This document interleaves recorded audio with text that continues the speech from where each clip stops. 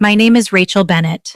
I am 35 years old, a child safety compliance coordinator in Denver, Colorado, and at 6:35 on a Friday night, I walked into Pine Ridge Elementary's spring fundraiser and found my 8-year-old niece sitting alone on a hallway bench with her purple backpack hugged against her chest, while my sister was inside the gym accepting applause for being a perfect mother. The hallway smelled like floor wax, popcorn, and the cheap vanilla candles the PTA was selling by the entrance. Lily's cheeks were red, her shoelaces were untied, and a crumpled late pickup slip stuck out of the front pocket of her backpack like someone had tried to hide it fast. Through the open gym doors, I could hear my mother laughing with other parents, telling them Ashley was overwhelmed because good mothers carry so much. Ashley stood under the PTA banner in a floral dress, waving at donors and teachers like the whole building belonged to her.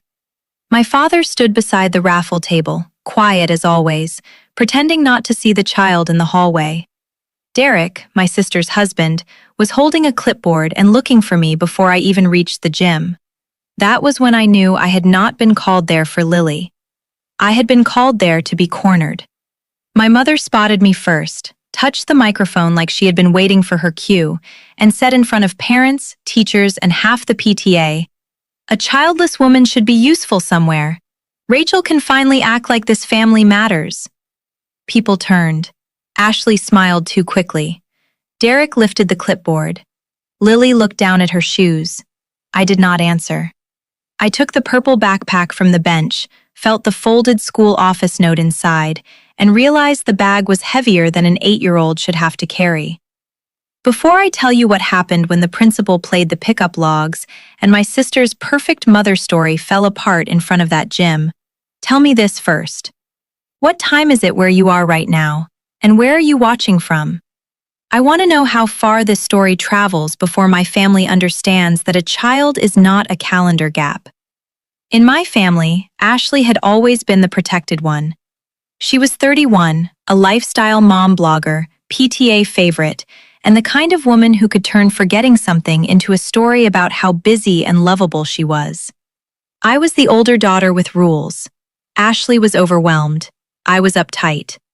Ashley needed grace. I needed to be less judgmental. Ashley forgot pickups because motherhood was hard. I noticed the late slips because I was obsessed with procedures. My mother, Monica, treated my childlessness like an empty schedule she was allowed to fill. My father, Paul, never said the cruelest lines. He just stood behind them and made them look official. When my sister needed groceries, I was nearby. When Lily's field trip fee was overdue, I had a card.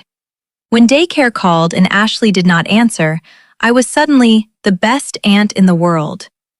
But when I asked why those emergencies kept landing on me, my mother said, "You do not have kids, Rachel. You have time." Time was what they called my life when they wanted to take it. The first time I understood the pattern, Lily was 3. Ashley had asked me to stop by her apartment with children's Tylenol because Lily had a fever and Derek was in back-to-back meetings. I arrived and found Ashley filming a sponsored skincare video in the bathroom while Lily slept on the couch under a coat. When I said a sick child needed a real blanket and an adult in the room, Ashley rolled her eyes and said, "This is why you should not judge mothers until you are one." My mother repeated that line at Sunday dinner like it was wisdom. Lily coughed through dessert while Ashley posted about surviving mom life. Nobody laughed when I checked the thermometer.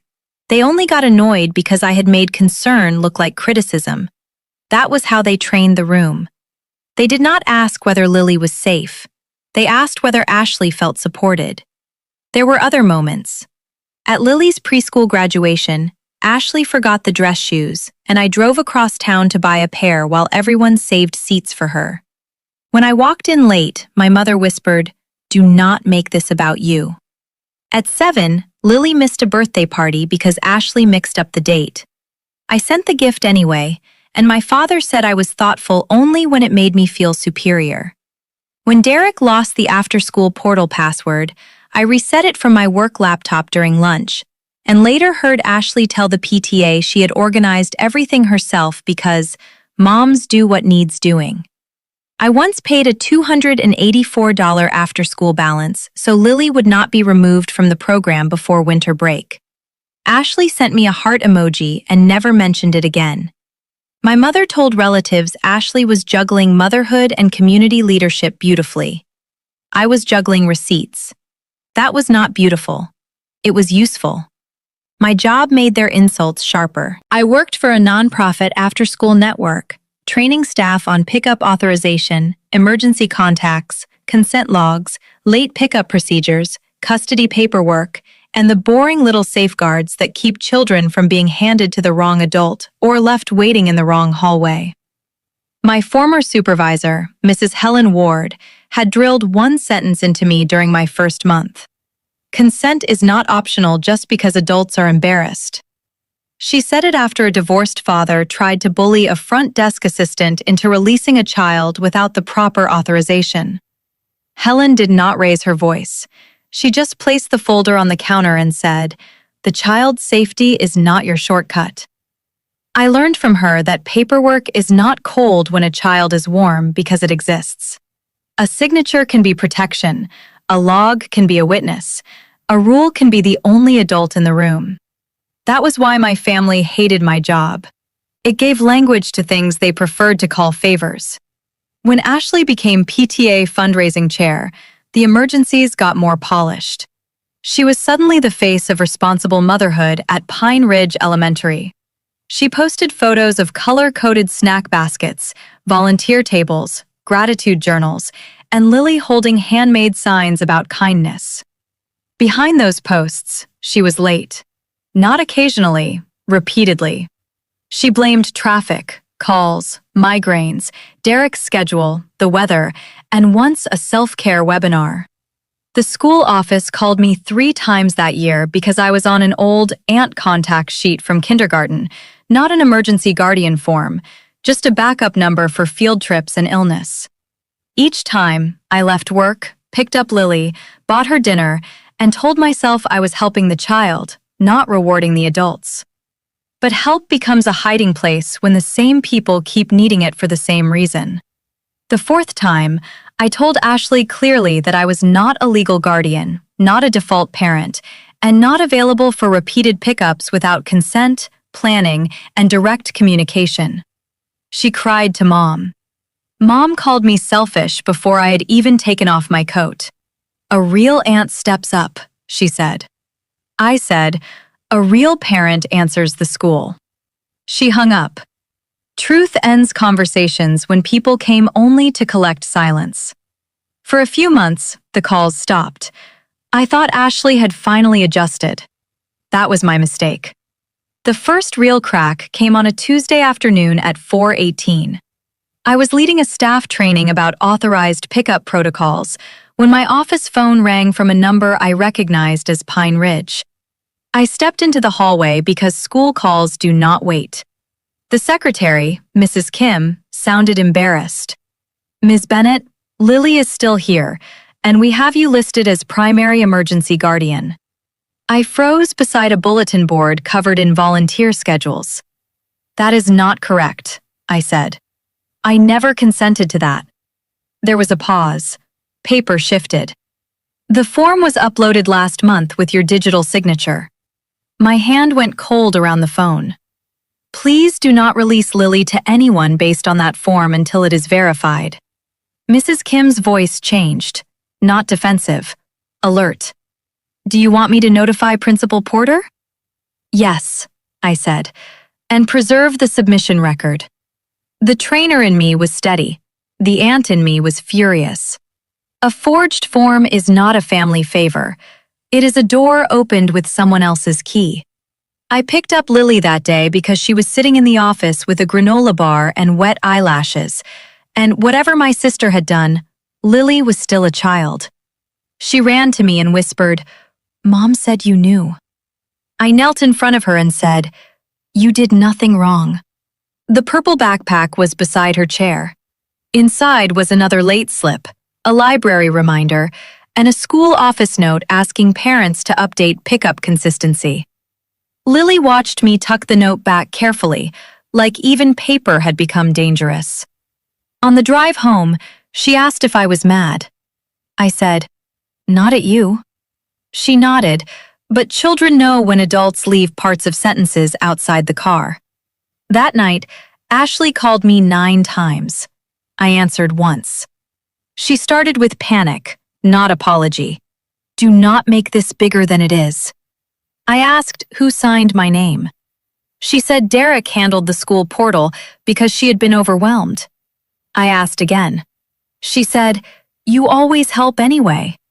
That was not an answer. It was a confession wearing perfume.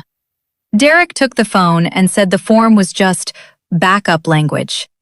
I told him emergency guardianship carried legal meaning. He said, "You are acting like we put you on a mortgage." I said, "No, you put me on a child." Silence. Then my mother called. "Your sister is crying." I looked at the late slip on my kitchen counter. Lily cried first. My mother said, "You are punishing everyone because you are bitter." "No," I said. "I am verifying consent." She hated that word. Consent made manipulation sound exactly as ugly as it was. The fundraiser was 2 days later, and that was when the trap became public. Ashley texted that Lily wanted me there because the class had made a booth. My mother sent a separate message saying the family needed one calm night.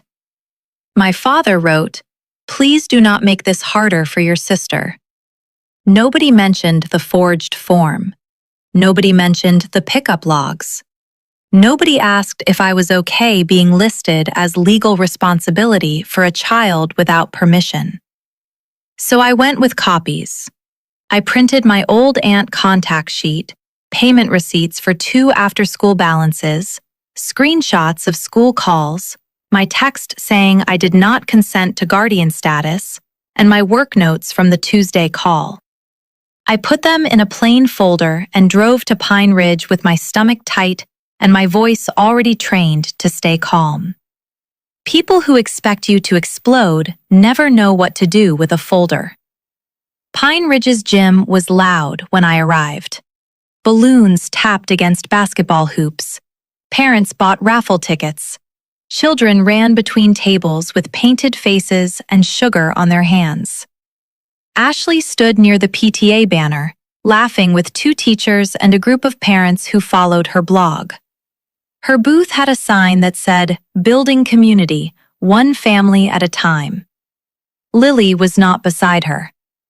I found her in the hallway, exactly where the opening of this story began, sitting with that purple backpack and pretending to read a folded flyer. When she saw me, relief crossed her face before she could hide it. That was the part I would remember later. Not my mother's quote, not the microphone, the relief. A child should not look relieved because one adult finally arrives. Derek came up with the clipboard while I was still kneeling beside Lily. "We need a quick pickup permission update," he said, "since you are already here." I stood and took the paper. The top line said, "Authorized pickup." The middle paragraph said, "Emergency guardian responsibilities." The bottom included consent to act in medical, transportation, and school-related decisions if parent or spouse was unavailable. He called it quick because he did not want me to read it. I handed it back. "No." Derek's jaw tightened. "You are making this legal for no reason." "You already made it legal." Ashley appeared behind him, smile fixed. "Rachel, please. Not in front of people." My mother arrived next, already angry, already theatrical. She said, "A childless woman should be useful somewhere." Then she took the microphone and turned my private refusal into a public scene. That was when the gym shifted. Not fully, not yet. Parents kept holding raffle tickets, but conversations slowed. A teacher near the bake sale table stopped stacking brownies. Principal Elaine Porter stepped out of the front office doorway, watching. Ashley smiled at the room like she was embarrassed for me. "Rachel has always struggled with family responsibility," she said. She loves rules more than people. That was the first lie spoken loudly enough to answer. I kept Lily behind me, not because the child needed to see a fight, but because she needed to see one adult refuse to trade her safety for Ashley's reputation. "Principal Porter," I said, "can we verify the emergency guardian form?" Ashley's smile dropped half an inch. Derek said, "This is not necessary." "Then it will be quick." The principal walked toward us with the calm face of a woman who had handled both crying children and lying adults. "Let's step into the office," she said. My mother said, "We are not doing this during a fundraiser." Principal Porter looked at her. "We are if it concerns an unauthorized child safety form." The gym heard that. The second shift was sharper. Phones lowered. A few parents moved closer, pretending not to. Lily squeezed one strap of her purple backpack so hard her knuckles lightened.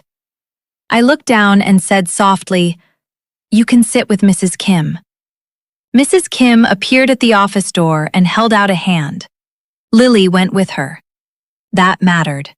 Children should be removed from adult performances before the truth starts cutting. In the front office, the fundraiser noise became muffled behind the walls.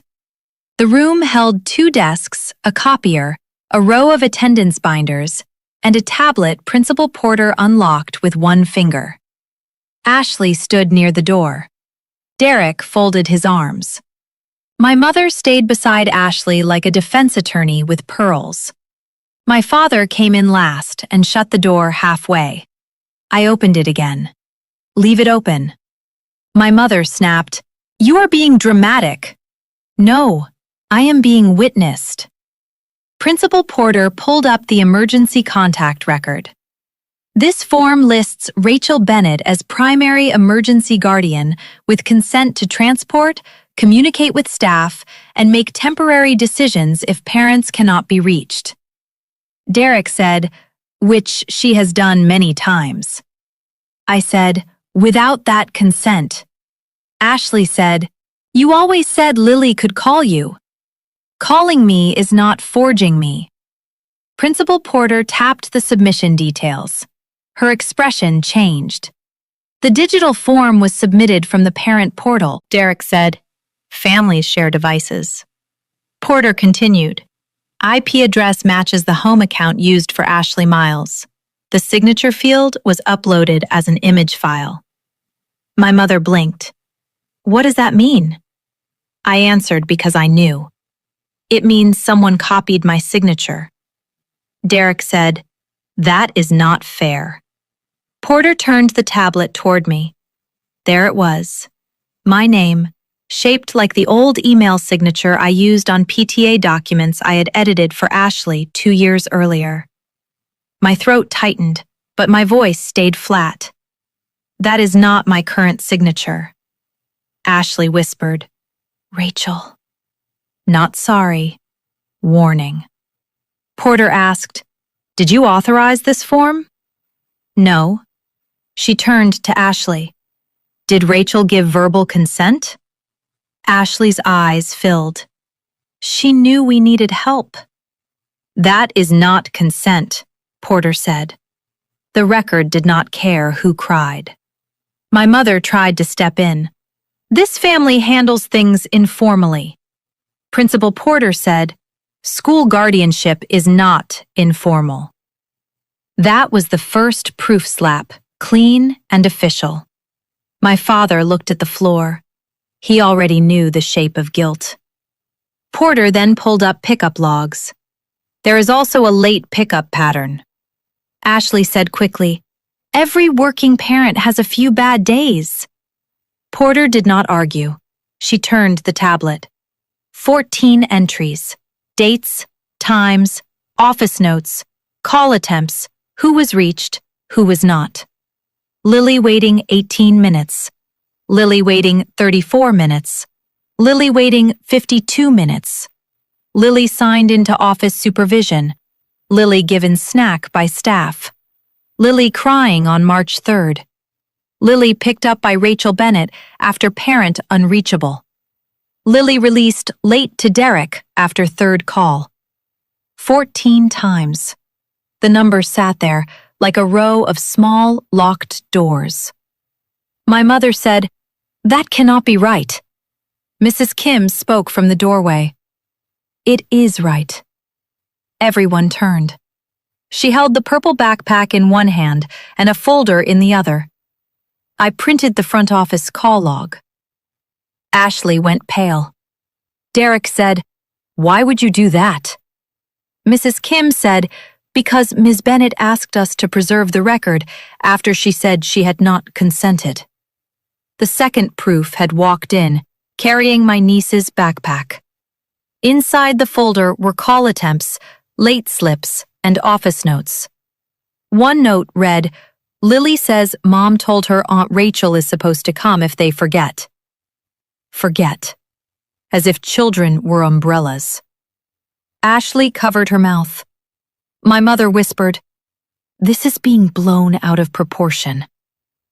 I took the crumpled late slip from the backpack pocket and placed it on the desk. A child is not a calendar gap. Porter looked at Ashley.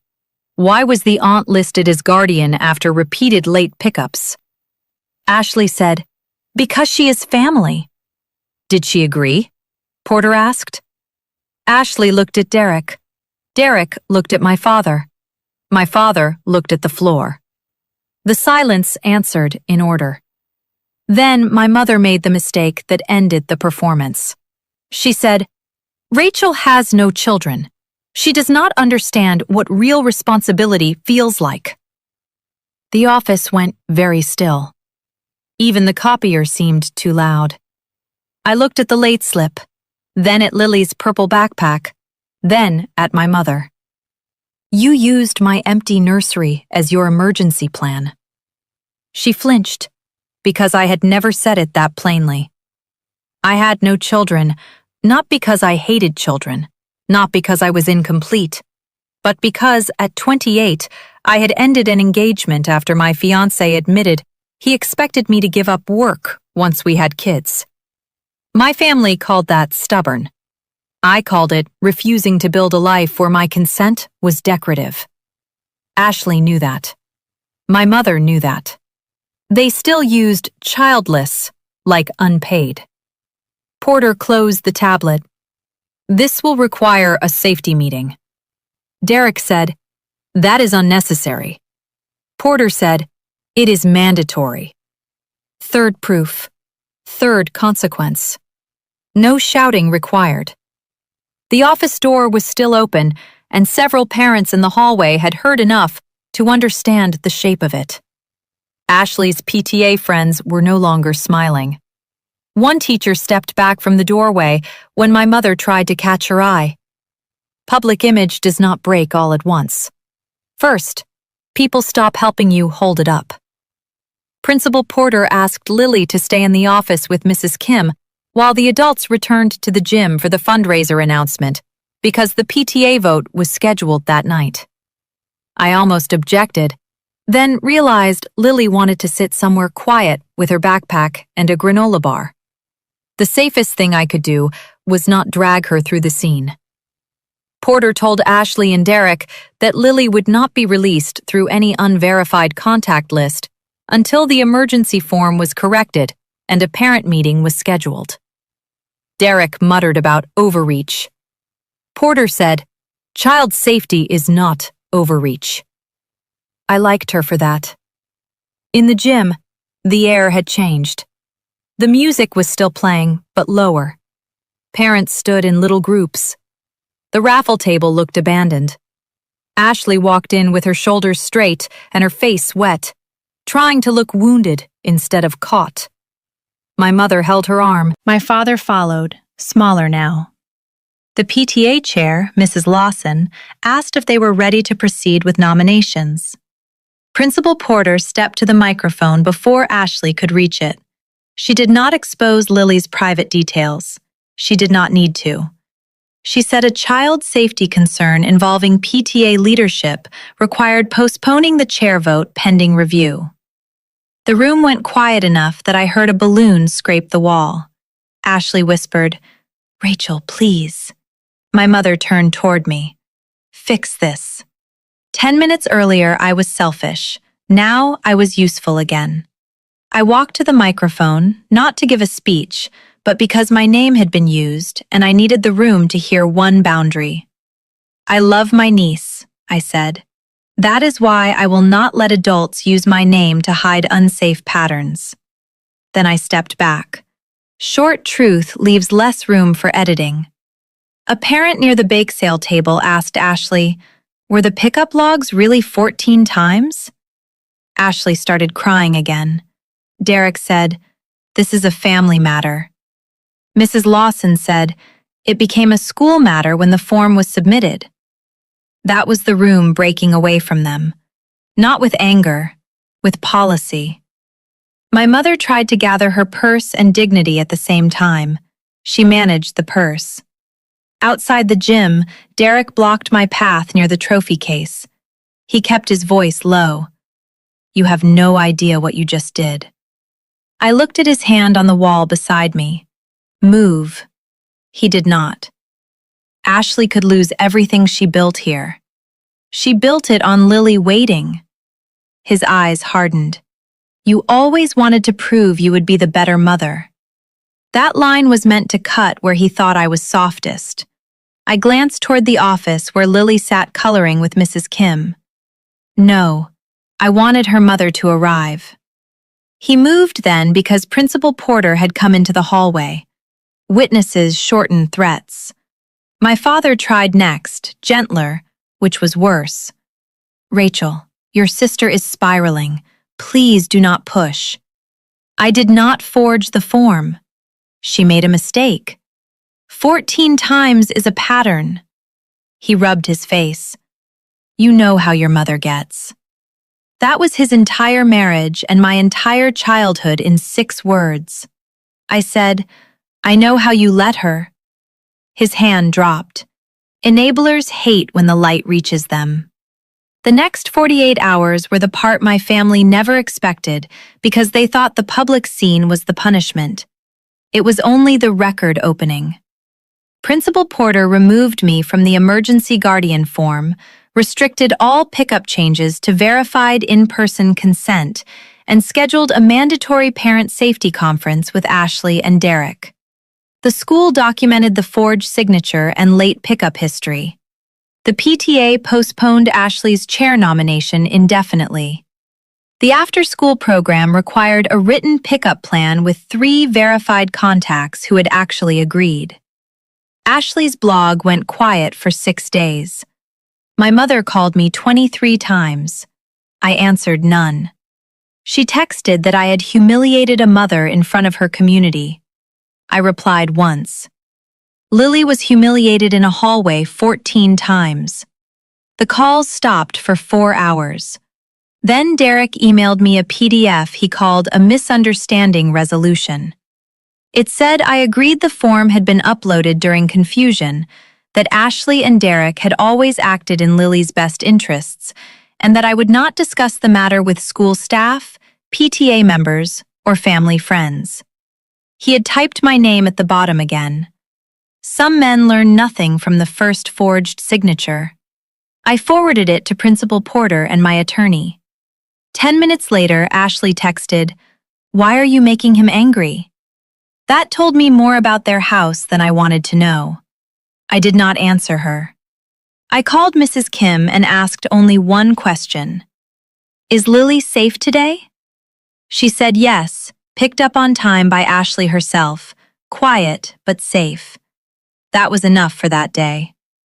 By Monday afternoon, Ashley tried the public version. She posted a photo from the fundraiser showing her beside the PTA banner, Lily cropped out of the frame, with a caption about mothers being judged by women who did not understand the weight of real family. The comments came fast. "Poor Ashley. Some people love rules more than children. A good aunt would just help." I sat at my desk reading them with the purple late slip beside my keyboard, and for 1 minute, the old part of me wanted to explain myself to every stranger. Then I remembered Helen Ward's first lesson about panic.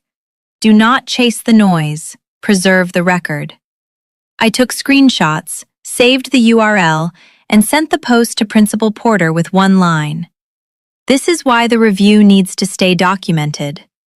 An hour later, Mrs. Lawson texted Ashley in the PTA group asking whether the post referred to an active school safety matter. Ashley deleted it within 7 minutes. Deletion is not disappearance. One of the teachers had already saved it because she was tired of watching Lily wait in the office while Ashley performed motherhood online. That teacher did not become my friend. She became something more useful in that moment. A witness who had finally stopped looking away. My mother showed up at my apartment Sunday morning with a paper bag of muffins and a face arranged for tragedy. I did not let her inside. We stood in the hallway beside my doormat while my neighbor's dog barked from 2 doors down. This has gone too far, she said. Yes. She blinked, expecting agreement. I said, it went too far when my name was forged. She held out the muffins like baked goods could soften fraud. Ashley is overwhelmed. Then she needs support she consents to and Lily can rely on. That is what you are. No, I am what you assigned. Her eyes sharpened. You have become hard. No, I have become written down. She hated that sentence. It meant crying would not be enough. Then she said the thing she had been circling for years. Maybe if you had children, you would have more compassion. The hallway seemed to shrink. I thought about Lily's backpack, Mrs. Alvarez-style schedules from my training, Helen Ward's voice, all the women in my work who protected children they had not birthed because safety is not biology. Compassion is why I am stopping this, I said. Control is why you are here. She slapped the muffin bag against my chest and walked away. I let it fall to the floor. Not every offering is food. Some are just guilt with sugar on top. The safety meeting happened on Tuesday at 3:30.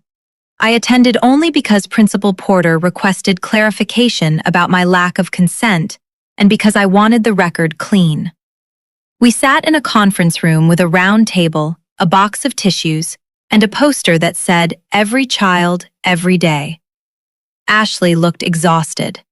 Derek looked angry. My father looked like he wanted to be invisible. My mother had not been invited, which may have been the first useful decision anyone made. Porter began by reviewing the records. 14 late pickups, 3 written warnings, 1 forged emergency guardian form, 1 unauthorized signature image, multiple call attempts to parents before contacting me. Ashley cried when the 3rd warning was read aloud. Derek said their schedules were complicated. Porter said, "Then the plan must be clearer, not fictional." I almost smiled. Fictional was exactly the word. Ashley finally looked at me. "I thought you would help if it was official." "Official requires consent." "I was scared they would judge me." "So you made me responsible without asking." She wiped her face. "I am sorry." It was the first apology that had faced the right direction. I did not rush to forgive it. Apologies are seeds, not fruit. Derek muttered, "This is ridiculous." Porter turned to him. "Mr. Miles, if you minimize this again, I will document refusal to engage." He went silent. The meeting produced a real pickup plan.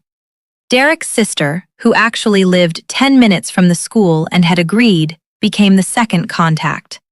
A licensed after-school extension was added twice a week.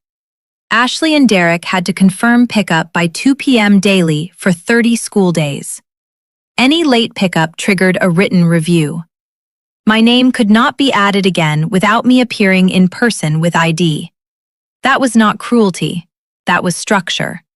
Structure is what adults use when trust has been spent. Lily came out of class as the meeting ended. She saw all of us and stopped. The purple backpack bounced against her knees. Ashley knelt and hugged her too tightly. Lily looked over her shoulder at me. I did not step in. This was not my scene to steal. Then Lily walked to me and whispered, "Are you still my aunt?" My throat almost closed. Always. But not my emergency? I smiled sadly. Only when I say yes and when it is safe. She thought about that, then nodded. Children understand consent faster than adults who benefit from ignoring it. In the months that followed, the family story kept trying to rewrite itself and kept failing because the record was boring and stubborn. Ashley lost the PTA chair nomination. Monica told relatives I had embarrassed her daughter because I was jealous of mothers. Then one of the parents who had heard the office conversation posted in a private group that no one should pressure relatives into emergency forms without consent. She did not use our names. She did not need to. The school quietly updated its policy. All emergency guardians now had to verify through a separate link and photo ID before activation. Digital signature uploads alone were no longer enough. Principal Porter asked me to review the language as a professional courtesy, and I did. Not for Ashley. For every child with a purple backpack waiting beside an office chair. Derek stayed cold to me, but he started arriving on time because policy scared him more than guilt. My father called once and said Ashley was doing better. I asked if Lily was doing better. He was quiet for a second. Yes, he said. That was the closest he came to admitting he had been measuring the wrong person. My mother still sends messages about family unity. I keep them unread until Sunday, then file them. Boundaries are easier when they have a schedule. Ashley and I are not close, but we are clearer. She asked me once if I hated her. I told her I hated what she put on Lily and what she put in my name. That was all I could honestly give. She said she understood. Maybe she does. Maybe she will. The difference now is that Lily's safety no longer depends on Ashley understanding my pain. It depends on a plan. I rebuilt my relationship with Lily slowly, outside emergencies. Saturday library visits, pancakes once a month. A standing rule that I never pick her up unless Ashley asks properly and I confirm directly with the school. The purple backpack changed too. For her birthday, I gave her a new set of emergency cards for the inside pocket, written in simple language with verified phone numbers, allergy notes, safe adults, and a tiny laminated sentence she chose herself. Ask me too. That was my favorite part. Lily wanted her own voice in the bag. I used that same idea when I started a small workshop through my nonprofit for single women, aunts, teachers, grandparents, and caregivers about pickup consent, emergency contacts, digital signatures, and how children get used when adults are ashamed of being disorganized. I called it the Purple Backpack Session. Before the first session, I placed an empty purple backpack on the front table with blank emergency cards, a sample pickup form, and a printed consent checklist inside it. People noticed the bag before they noticed me. That was the point. A backpack should hold crayons, library books, and permission slips, not adult lies. When I unzipped it and pulled out the checklist, every person in the room understood the lesson before I said a word. Helen Ward came to the first one, older now, silver hair pinned back, still terrifying in the best way. She listened as I explained forged forms and late pickup logs, then said to the room, "Adults do not get to borrow a child's safety to protect their image." I wrote that down. Some lines deserve to become policy. I still have the forged form in a folder. I still have the first late slip I found in Lily's backpack. I do not keep them because I want to stay angry. I keep them because my family taught me what happens when records disappear. The purple backpack sits in my hallway sometimes when Lily comes over, filled with library books, snack wrappers, and drawings of cats with crowns. It is lighter now, that matters.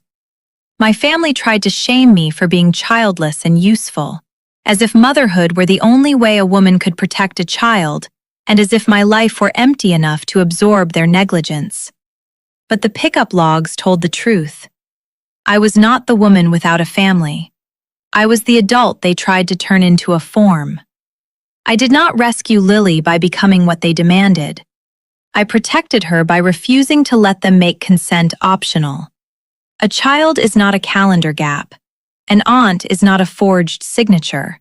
And family is not a word adults get to use when they want responsibility without accountability. So tell me, if your family put your name on a child's emergency form without asking, and then called you selfish for objecting, would you stay quiet to keep the peace?